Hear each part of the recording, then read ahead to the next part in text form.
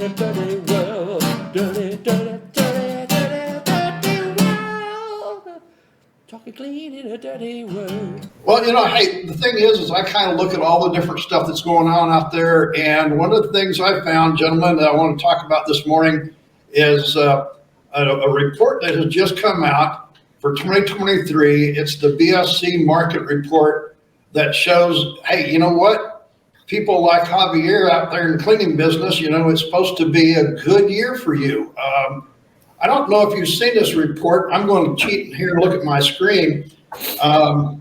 It says that the pandemic-induced rut that we've been in, we're getting out of it from the previous 12 months. I don't know about you, but I kind of felt that last year. This year already, I know here at the Academy, things are getting better. Javier, how about for you? Do you agree with this report? I do, absolutely. We have been, our business has been increasing I'd say probably a good 20-25% over the last couple of months. I mean, we are busy. We're really busy. And that's why I'm having to be out on the field a lot more than typically I was, but I'm not complaining about it. It's good. But yeah, things are changing as far as that, Dave. I agree with you. I agree with the report. And I've noticed that at least for our business, we're fluctuating or actually moving into a lot of post-construction cleaning now too, because with that, there's been a lot, I think that building, when it comes to building buildings and general contractors and all this stuff, since COVID has resided and all that stuff is done, there's more enthusiasm, I find now. I think that there's, people are back into the mix again of building new buildings and getting new things together. And of course, they know that these buildings hopefully are going to be occupied now with people. So well, that's interesting you bring that up, because the contractor that was in here last week at a class, that's what they're going to go into is post-construction cleanup. And then just this morning, another one of my customers said she needs a quote on some items because she's got some post-construction cleanup jobs, and you're talking the same thing. So is that where the market is increasing?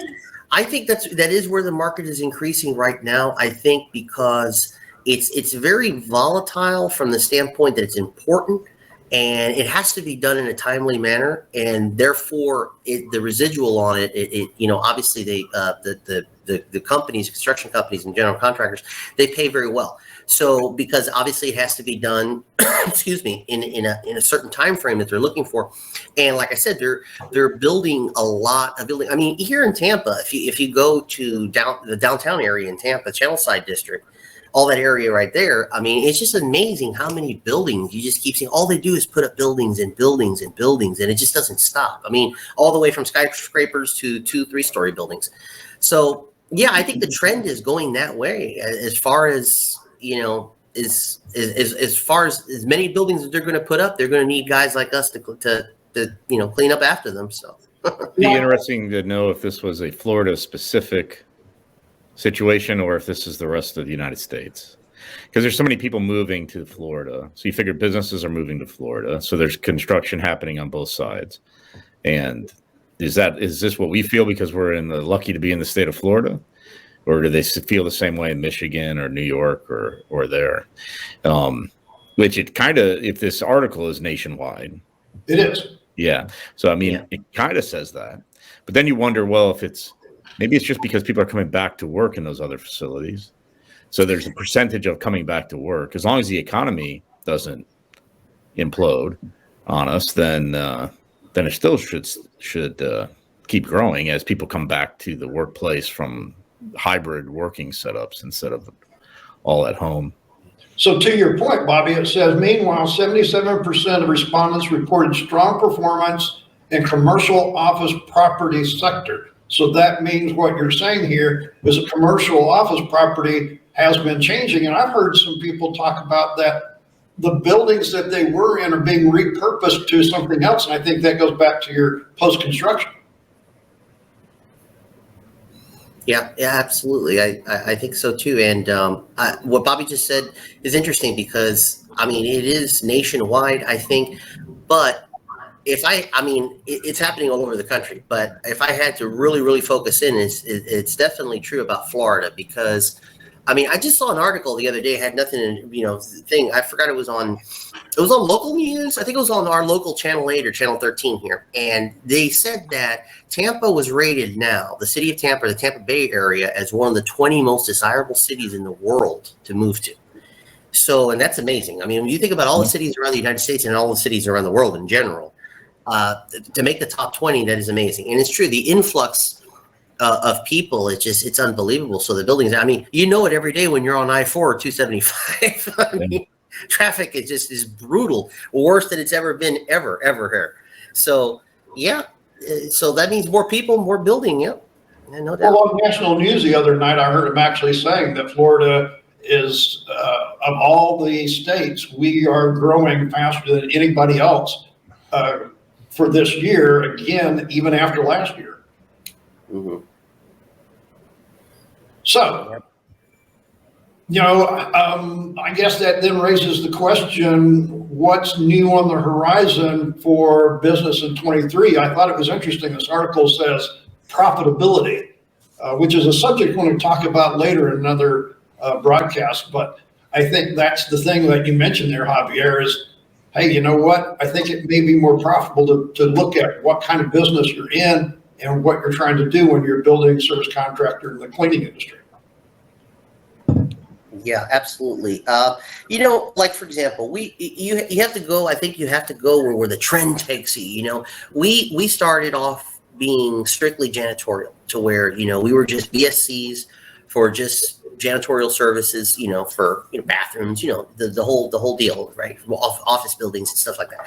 Well, but if the trend is taking to where, like we said, where there's more construction, more building, pressure washing is another big thing that's going on now, and it's amazing how these pressure washing jobs are coming about, and we're talking airports, even other buildings. So that's one venture, and as well as we said, the post construction. So yeah, there's all these different avenues, and you have to go with the times. That's what the times calls for. If there's a bigger margin of need in that, then you gotta hybrid your business, I guess, as BSCs we have to. Anyway, I'm going at it. Well, we've still got a cleaning festival or two to go, I think, when we put this out. And I think by the time this goes out on the air, folks, there'll only be one cleaning festival left, and that's going to be in Ocala on April the 6th. So I think there's going to be some people there, Javier, that you've seen that maybe people ought to go to and check some of that stuff out, right? Absolutely. I think that, if you get the opportunity to go, I would absolutely go, because, you can never learn too much or know too much. I mean, it's just, to me, it's wonderful to talk to the vendors. I love doing that, and it's fun. You learn a lot of things. And my experience in Orlando, as we were talking about before, was a wonderful one, because, I got to see some vendors that I already had spoken to before, but some new people, learn things about new trends, new equipment, new machinery, and all kinds of stuff. So yeah, for those folks that haven't been to one of the cleaning festivals, I would strongly recommend that you go. Don, you want to jump in on this conversation before we leave, or has this been one that you just didn't have anything to say on this one? I always have a lot to say. Some things are just not pertinent. I would say that regarding that article, I found it interesting that the trends that it's talking about. It's talking about robotics, and it's talking about employment, people coming back to work, et cetera. And the employment issue right now, to me, in all industries, not just ours, is the number one issue that I don't think anybody's got a handle on yet.